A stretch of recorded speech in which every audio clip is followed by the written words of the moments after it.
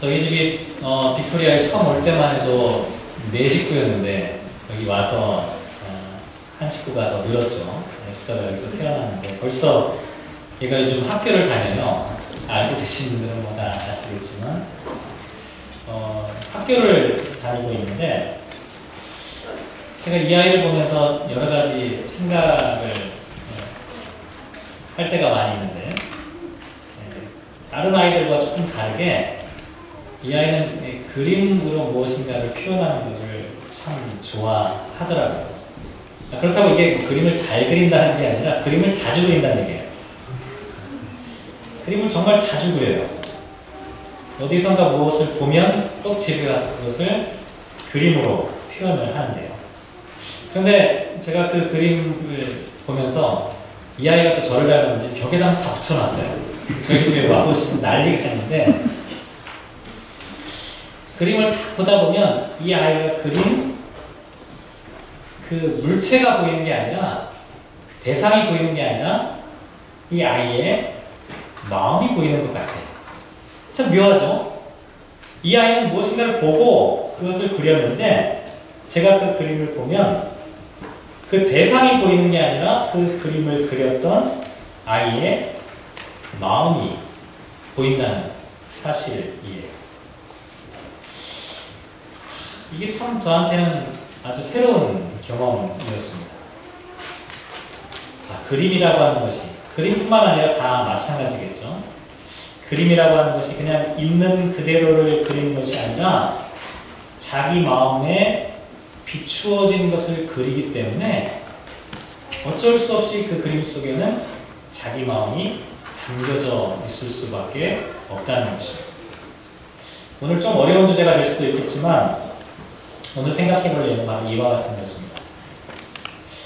보이기는 객관적인 대상, 물체들이 보이는 것 같은데 사실은 나의 눈에 어떻게 보이느냐, 내 눈에 보여지는 것, 물체를 바라보는 나, 이런 것들을 오늘 한번 생각해 보려고 해요. 조금 쉽게 설명을 좀 드리자면 아이가 처음에 태어나면 어떻게 되냐면 맨 처음에는 외부 세계의 환경과 자극에 대해서 아주 민감하게 반응을 합니다. 만약에 한번 생각해보세요. 태어나는데 얘가 막 명상하고 있다고 생각해보세요. 이러면 안 되잖아요. 아이는 끊임없이 바깥에 있는 물체를 탐험하기 위해서 맨 처음엔 어떻게 해요?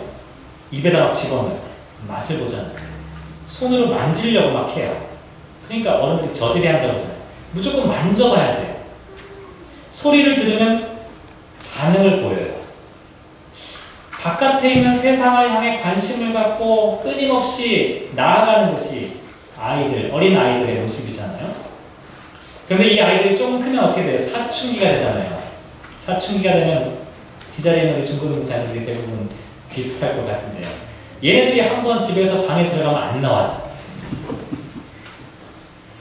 그 전까지만 해도 바깥의 세상이 막 궁금해가지고 바깥을 막 이렇게 탐험하는 아이들이 어느 순간에 자기 울타리 안으로 들어가고 숨어버리는 거예요. 자기 내면 속으로 들어가는 거죠. 혼자 생각하는 거예요. 아무도 없는데 혼자 이어폰을 왜 끼는지 이해가 안 가요. 혼자 음악을 들으려고 해요. 자기만의 공상과 상상, 그 세계를 향해 점점 들어가는 모습을 보게 되죠. 물론 나중에 이제 사춘기가 지나게 되면 뭐 이 주관과 객관의 균형을 이루면서 그때 비로소 우리가 철이 들었다 이런 얘기를 하게 되는데 어쨌든 사람이 어렸을 때부터 성장해가는 과정을 보면 처음에는 바깥을 향해서 열심히 탐구하다가 자기 내면 세계로 들어오는 그런 모습들을 보게 됩니다. 그런데 좀 유식하게 말씀드리면 이건 한 개인의 문제만은 아니에요. 세상의 모든 흐름이 비슷하다는 생각을 제가 해보게 되었어요. 무슨 얘기냐면 제가 뭐 철학을 잘하는 건 아니지만 그래도 공부한 게 그쪽方面이니까 가끔 인용을 하게 되는데 철학의 역사를 놓고 보면 똑같아요. 처음에는 외부 세계에 대한 관심이 중심 주제였어요. 세상이 과연 무엇으로 되어 있을까? 세상의 근본은 과연 무엇일까? 우주의 기본, 물질의 기초는 과연 무엇일까? 사람들이 처음에 이런 질문을 시작한 거예요. 그래서 자연 철학이라고 하는 것이 생겨났다고 예전에 한번 말씀드린 적이 있어요. 그러다가 어떤 생각을 하기 시작했냐면 물질이 아니라 뭔가 영적인 것 아니냐? 신적인 것 아니냐? 그렇게 주장하는 사람들은 형이상학이라고 하는 어떤 특별한 어떤 철학적 흐름을 이루게 되었죠. 그런데 자연 철학이 됐든 형이상학이 됐든 똑같은 건 뭐냐면 이 세상의 객관적인 대상이 물질이냐 신적인 것이냐를 서로 다르게 본다는 차이점이 있지만 질문은 똑같아요. 도대체 바깥에 있는 이 세상은 무엇으로 구성되어 있을까라고 하는 질문을 했던 것이 이들의 시도였다는 것이죠. 그런데 철학의 역사를 쭉 놓고 보면 철학의 코페르니쿠스적인 혁명이 일어나기 시작하는 거예요. 그동안 끊임없이 외부 세계에 대해서만 관심을 기울여 오다가 이제는 뭔가 새로운 형태로 바뀌기 시작하는 거예요. 여러분 코페르니쿠스는 누군지 다 아시죠? 코페르니쿠스적인 혁명이라는 것도 아마 대부분 많이 들어보셨을 텐데요. 이런 거죠. 그 전까지는 사람들이 어떻게 생각했냐면 이 프톨레마이오스라고 하는 사람이 생각했던 이 우주관이었는데 지구가 가운데 딱 있어요. 그리고 태양이 지구를 중심으로 돈다. 우리가 지금 보면 그렇게 보이잖아요. 우리는 가만히 있는데 아침에 해가 떠가지고 지는 것처럼 보이잖아요. 그러니까 이 프톨레마이오스가 우주관을 그렇게 만든 거예요. 모든 사람들이 다 그렇게 알고 있었고 그렇게 믿고 있었어요. 그런데 코페르니쿠스가 그걸 거꾸로 생각해보자 이렇게 제안한 거예요. 우리가 중심이 아니라 태양이 중심이고 우리가 태양을 중심으로 움직인다고 생각해보면 어떻겠느냐. 그러면 그동안 설명되지 않은 것들을 더 많이 설명할 수 있지 않겠느냐라고 하는 제안을 하기 시작한 거죠. 이것을 코페르니쿠스적인 혁명 혹은 사고의 전환, 의식의 전환 이렇게 이야기하는데요. 철학의 역사 가운데 그런 일이 벌어지기 시작합니다. 그동안에 바깥의 세상이 무엇으로 구성되어 있는지만 고민했어요. 물질의 근원이 뭘까를 고민했어요. 그런데 칸트는 이렇게 이야기를 했어요. 바깥에 있는 대상이 아니라 바깥에 있는 이 대상이 우리의 의식이라고 하는 눈 속으로 들어오는 것이 더 중요하다고 본 거예요. 좀 어려운 표현일 수도 있는데요. 바깥에 있는 물체가 아니라 바깥에 있는 물체를 바라보는 내가 중요하다. 연구하는 대상이 아니라 대상을 바라보는 자기 자신, 그걸 보통 인식론이라고 얘기하는데 이게 더 중요한 게 아니냐라고 하는 것을 칸트가 처음 이야기를 하기 시작한 거죠. 그래서 철학의 역사 가운데 칸트를 코페르니쿠스적인 전환을 일으켰던 철학자라고 평가를 하는 이유가 바로 여기에 있습니다. 그 전까지는 인간의 자신, 물체를 바라보는 인간의 주체 이런 거 별로 신경 쓰지 않았어요. 그냥 물질의 근원, 기원만 고민했는데 칸트는 내가 어떻게 바라보느냐에 따라서 물질도 다른 것이 아니냐라고 하는 이야기를 처음 끄집어내기 시작했다는 것이죠. 오늘 성경 말씀도 저는 그런 맥락으로 한번 이야기를 전개해 볼까 하는데 하나님에 대해서 객관적인 실체를 추구하는 것도 중요한 일이에요. 그런데 하나님을 바라본다. 나를 아시는 하나님을 내가 아는 것, 내가 하나님을 어떻게 인식하는 것, 어쩌면 이것이 더 성숙한 하나님에 대한 이해가 아닐까 이런 생각들을 해보게 되는 것이죠. 오늘 우리가 본문으로는 시편 139편만을 지금 택했지만 성서일과에 나와 있는 이 본문들을 전부 다 함께 고민을 해보려고 하는데요. 먼저 사무엘상 3장 말씀을 보면 제가 줄거리를 먼저 말씀드릴게요. 다 아시는 내용입니다. 하나님께서 성전에 있는 사무엘을 부르시는 이야기가 거기에 기록이 되어져 있어요. 하나님께서 사무엘을 부르셨어요. 사무엘아, 사무엘아, 사무엘아. 3번이나 사무엘을 부르셨는데 사무엘은 그것이 하나님께서 나를 부르는 것인 줄 몰랐어요. 엘리 제사장에게로 달려가서 나를 부르셨습니까? 이렇게 질문하게 되었어요. 왜 그랬을까요?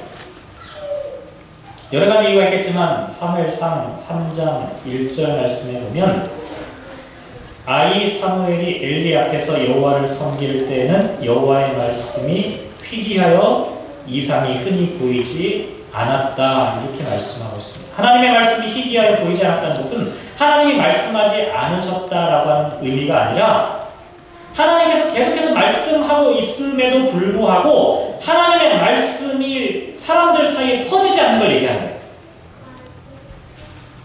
하나님께서 끊임없이 말씀하지만 그 말씀이 사람들이 모여있는 그 공동체 가운데 충만하게 가득 차지 않는 것을 이렇게 표현하고 있는 거죠.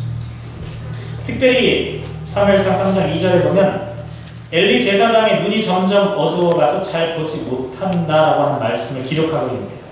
엘리가 나이가 많아서 눈이 어두워졌다라고 하는 의미도 되겠지만 영적인 분별력이 흐려져서 하나님을 제대로 볼 수 없었다는 의미도 돼요. 실제로 사무엘상 2장 말씀을 보면 엘리의 자식들이 나쁜 행실을 하는 이야기가 기록이 되어져 있는데 이것은 그만큼 엘리의 눈이 어두워져 있었다는 것을 나타내는 그런 표현이라는 것이죠. 이렇게 눈이 어두워진 엘리의 지도를 받았던 사무엘도 하나님의 음성이 잘 들리지 않았어요. 그래서 사무엘상 3장 7절 말씀을 보면 사무엘이 아직 여호와를 알지 못하고 여호와의 말씀도 아직 그에게 나타나지 아니하였다라고 말하고 있습니다. 참 아이러니한 일이에요. 사무엘이 어디서 자랐죠? 성전에서 자랐어요. 누구의 가르침을 받았죠? 제사장의 훈련을 받았어요. 그런데 아직 하나님을 몰랐고 하나님의 말씀도 제대로 깨우치지 못했다라고 말씀하고 있는 것이죠. 저는 이 말씀 묵상하며 그런 생각해봤어요. 우리도 혹시 이런 것은 아닐까? 하나님에 대해서는 많이 이야기해요. 하지만 하나님을 몰라요. 왜 이런 문제가 생겨나게 될까요? 하나님에 대해서 객관적인 지식으로만 접근하기 때문이에요. 앞에서 말씀드렸지만 어린 아기들이 처음에는 눈으로 보고 귀로 듣고 입으로 맛을 보고 만져보면서 이게 무엇일까? 이 세상은 무엇으로 이루어졌을까를 끊임없이 질문하면서 객관적인 세상에 대해서 조금씩 나아간다고 말씀을 드렸어요. 신앙도 처음에는 마찬가지예요. 이런 과정이 필요해요. 하나님에 대한 지식이 필요합니다. 하나님에 대하여 알아가는 것이 필요해요. 그런데 문제는 뭐냐면 하나님에 대하여 알아간다고 하는 것이 하나님을 아는 것은 아니라는 사실이에요. 성경 공부를 하거나 성경을 많이 안다고 할 때 빠지기 쉬운 함정이 바로 이와 같은 것입니다. 하나님에 대하여 공부하면 하나님을 자동적으로 우리가 알 수 있을 것만 같아요. 하지만 제가 지난주에 말씀드린 것처럼 성경을 공부하면 할수록 우리가 알게 되는 건 뭐냐면 우리는 아무리 그렇게도 하나님을 알 수 없다는 것을 알게 됩니다. 한자도 알 수가 없어요. 태초에 하나님이 천지를 창조하십니다. 한 단어도 인간은 파악할 수 없다라고 하는 사실을 말씀드렸어요. 성경의 첫 구절을 누가 이해하겠어요? 아무도 이해 못해요. 아무리 열심히 공부해도 우리는 그 단어에 숨겨져 있는 그 신비를 우리는 깨달아 알 수가 없다는 것이죠. 성경을 붙잡고 공부하고 연구하고 파악하면 하면 할수록 우리는 모른다는 사실을 알 뿐이라는 것이죠. 사무엘이 성전에서 엘리 제사장으로부터 하나님의 말씀, 하나님에 대하여 많은 공부와 훈련을 했음에도 불구하고 하나님께서 사무엘을 부르셨을 때 사무엘은 그 음성을 듣지 못했어요. 철학자들이 객관적인 실제에 대해서 수많은 연구를 했어요.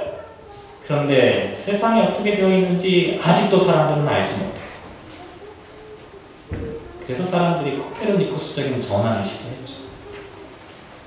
객관적인 대상이 아니라 주관적인 인식, 내 안에 숨겨져 있는 것이 과연 무엇인가, 나는 세상을 어떻게 바라보느냐라고 하는 문제로 인식을 전환하기 시작한 것이죠. 저는 신앙도 마찬가지라고 생각해요. 성경을 열심히 공부하다 보면 성경에 대한 지식이 늘어나게 돼요. 이것도 참 중요합니다. 그런데 성경을 통해서 우리가 점점 알아가게 되는 것은 뭐냐면 결국 나에 대한 거죠. 이 수많은 성경에 나와 있는 이야기가 하나님께서 나를 위하여 이 세상을 창조하셨다는 얘기거든요. 결국은 나를 구원하기 위해서 당신의 독생자를 이 땅에 보내셨다는 이야기예요. 그러니까 우리가 무엇을 질문해야 되냐면, 내가 도대체 누구길래 하나님께서 우주를 나를 위해서 창조하시고 나를 위해 당신의 독생자를 보내셨다. 그 나는 과연 누구냐? 나의 질문을 할 수밖에 없어요. 나는 어떤 존재인가? 나는 누구인가? 근데 이게 신앙의 성장해가는 중요한 전환점이라고 생각합니다. 그 전환점의 이야기가 요한복음 1장에 기록이 되어 있어요. 요한복음 1장의 이야기는 어떤 이야기냐면 예수님께서 나다나엘이라고 하는 제자를 부르시는 장면 한번 찾아볼까요? 요한복음 1장 46절 말씀.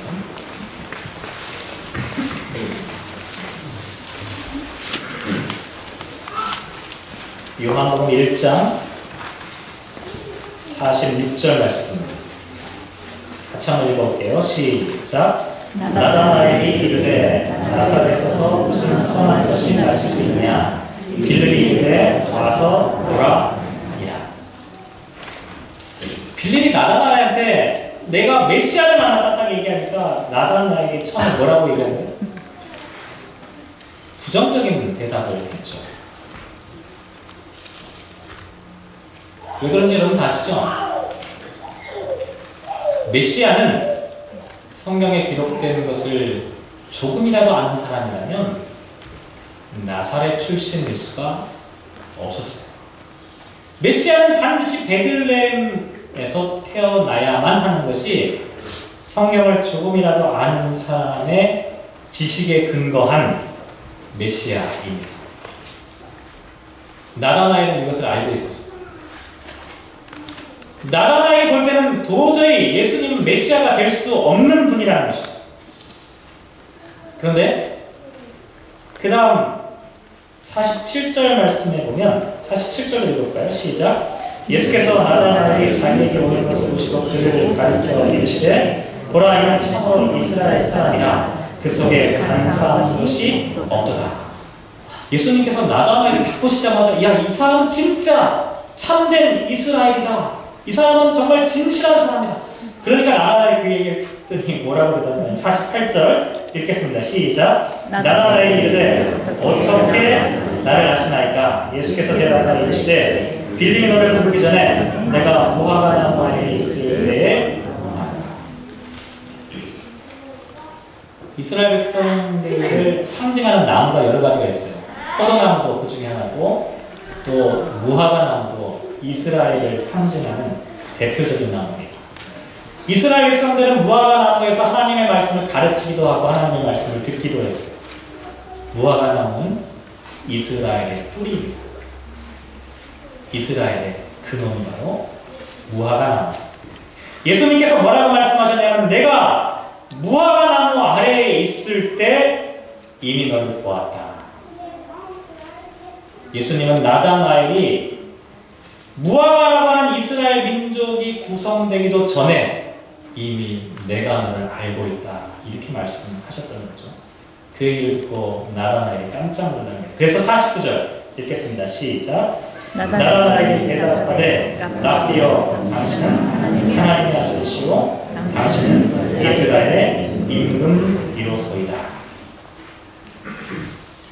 나다나엘의 생각이 왜 순식간에 이렇게 바뀐 것일까요? 저는 여기서 코페르니쿠스적인 전환을 또다시 보게 되었어요. 지금껏 나다나엘은 객관적인 지식에 근거해서 메시아는 나사렛에서 태어날 수 없다는 것을 믿고 있었고 알고 있었어요.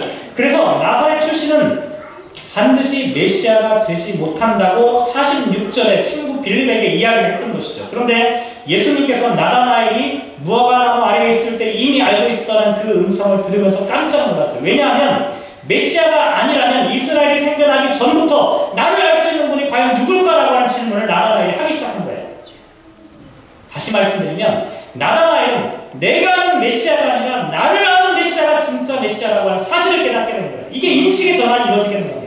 이스라엘이 생겨나기 전부터 나를 알고 계시는 그분은 설사 나사렛 출신이라 하더라도 메시아일 수밖에 없다는 거예요. 설사 인간의 모습이라 하더라도. 그래서 나다나엘이 그렇게 말하는 당신이야말로 하나님의 아들이고 이스라엘의 왕이라고 고백할 수밖에 없었던 것이죠. 사람들이 이렇게 생각해. 내가 어떤 틀을 만들어. 메시아는 이러는 거야. 메시아의 기준과 틀을 다 만들어 놓고 이 기준에 들어맞아야만 메시아가 되는 겁니다. 그런데 진정한 메시아는 내가 만들어 놓은 틀에 맞는 분이 아니라 오히려 거꾸로 내 마음속으로 후벼 파고 들어와서 내 생각 가운데로 찾아 들어오셔서 나를 변화시키고 나를 수 있다는 것이죠. 그래서 나다나엘은 비록 나사렛 출신이지만 나를 낳은 당신이야말로 참된 하나님의 아들이라고 고백했던 것이죠. 여러분에게 하나님은 과연 어떤 분이십니까? 하나님다운 하나님을 미리 정해놓고 그 기준에 맞는 하나님을 찾고 있지는 않습니까? 어쩌면요, 저와 여러분의 기준으로 보면 예수님은 메시아에서 탈락되실 것 같아요. 저와 여러분이 생각하는 기준으로 예수님을 메시아인지 아닌지를 한번 보면 예수님은 탈락되십니다. 예수님께서 십자가에 달려 죽기 직전에 사람들이 뭐라고 얘기했습니까? 당신이 메시아라면 십자가에서 내려와 메시아임을 증명하라. 그때 예수님 내려오지 않으셨어요. 그냥 고난의 십자가를 짊어지셨어요. 예수님은 우리의 기준과 틀에 적합한 분이 아니었다는 것을 나타내는 표현입니다.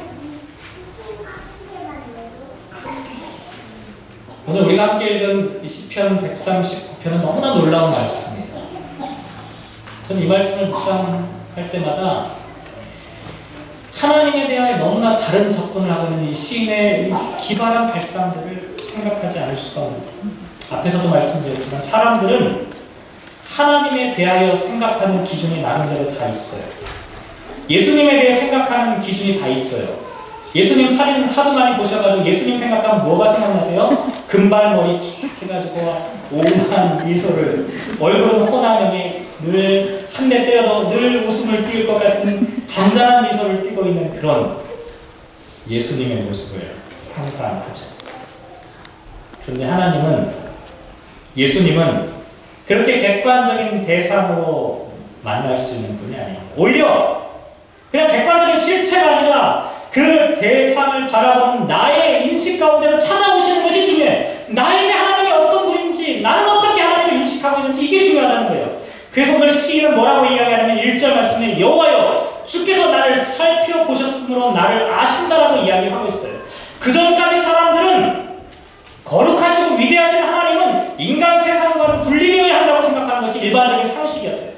인간의 희, 로, 에, 라 이런 것과 무관한 것이 하나님의 실체라고 생각했던 것이죠. 그래서 그렇게 막 하나님을 찾아 헤매는 거예요. 그 독립적인 실체, 그 하나님의 모습, 그 본질. 그런데 하나님을 찾을 수가 없었던 거예요. 하나님이 계시지 않는 거예요. 왜냐하면 하나님은 그렇게 독립적인 실체로 인간의 능력 가운데, 지적인 능력 가운데 파악되는 그런 분이 아니기 때문에 그래요.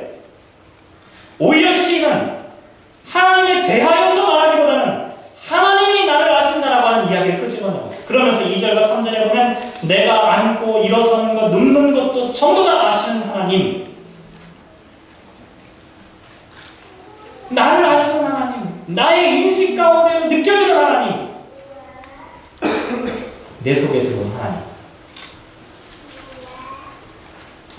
이와 같은 하나님에 대한 생각을 시인이 하다가 문득 6절 말씀에 어떤 깨달음을 얻게 되죠. 이 지식이 내게 너무 기이하니 높아서 내가 능히 미치지 못한다. 순간적으로 깨달은 겁니다. 이 지식이 너무 기이하고 높아서 내가 능히 미칠 수가 없습니다. 여기서 말하는 지식은 책상머리에 앉아서 공부해서 알아낸 하나님에 대한 객관적인 지식이 아니에요. 흔히 퀘이커 교도들이 사용하는 내면의 빛이라고 하는 이런 단어와 연관입니다. 어느 순간에 하나님의 진리가 우리의 삶을 꿰뚫고 들어오는 운총의 시간을 누리게 된 거예요. 내가 하나님에 대하여 연구하여 하나님에 대해서 아는 것이 아니라 내 속에 들어온 하나님을 내가 하는 거예요. 순식간에 그 하나님의 통째로 느껴지는 거예요. 하나님이 알고 계신 나를 통하여 나를 아시는 하나님에 대한 새로운 깨달음에 나아가게 된 거예요. 제가 설교를 준비하면서 간절하게 사모했던 기도 제목이 하나 있는데 무엇이었냐면, 이것이 하나님에 대한 또 다른 지식이 아니라 저와 여러분이 이 자리에 있는 저와 여러분에게 하나님이 우리 가운데 찾아오셔서 우리 안에 말씀하셔서 하나님의 음성이 우리 가운데 들려주셔서 하나님이 우리 가운데 느껴지는, 하나님이 우리 가운데 체험되어지는, 하나님이 우리 가운데 살아계심을 고백할 수 있는, 하나님이 정말 하나님이라고 하는 사실들을 우리가 정말로 고백할 수 있었으면 좋겠다 하는 마음이 제 마음속에 간절해요. 아니에요. 하나님에 대한 객관적인 연구가 아니라 내 속에 찾아오시는 그 하나님, 나를 아시는 하나님이 어떤 분인가 하는 것을 우리가 좀 알았으면 좋겠다는 것이죠. 이렇게 나를 알고 있는 하나님을 신이 생각하며 묵상하다가 어디까지 나아가게 되냐면 12절 말씀에 보면 이런 말씀을 하고 있어요. 주에게서는 흑암이 숨기지 못하며 밤이 낮과 같이 비추이나니 주에게는 흑암과 빛이 같은 이이다. 엄청난 표현들이 나오기 시작해요. 주님에게는 흑암과 빛이 같다. 지난주 말씀드렸던 설명을 한번 기억해 보시기 바랍니다. 태초에 혼돈과 흑암과 암흑 가운데 하나님의 빛이 만들어지는 거죠. 시인은 창조의 순간으로 거슬러 올라가기 시작합니다. 15절 말씀에 보면 이렇게 말씀하면 내가 은밀한 데서 지음을 받고 땅의 깊은 곳에서 기이하게 지음을 받은 때 나의 형체가 주의 앞에 숨겨지지 못하였나이다.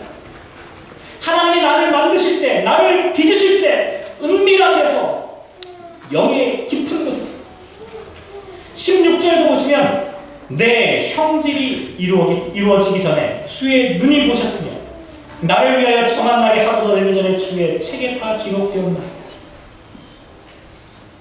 내 형질이 이루어지기도 unformed body 이렇게 영어 성경 기록하고 있어요. 나의 형질이 생겨나기도 전에 나를 이미 보셨다라고 말씀하고 있는데 이거 무슨 얘기일까요? 창조 이전부터 하나님 나를 아시는 거예요. 창조 이전부터 나를 보신 거예요. 태초부터 하나님은 저와 여러분을 보고 계셨던 거예요. 그래서 나를 보기 시작하니까 우주가 보이기 시작하는 것이고 태초가 보이기 시작합니다. 나라고 하는 존재가 없기도 전에부터 이미 나를 알고 계신 그 하나님이 내 속에 들어와 있다는 사실을 보는 순간 이 시인은 창조의 위대한 신비를 깨달아가는 그런 놀라운 고백들을 하게 된 것이죠.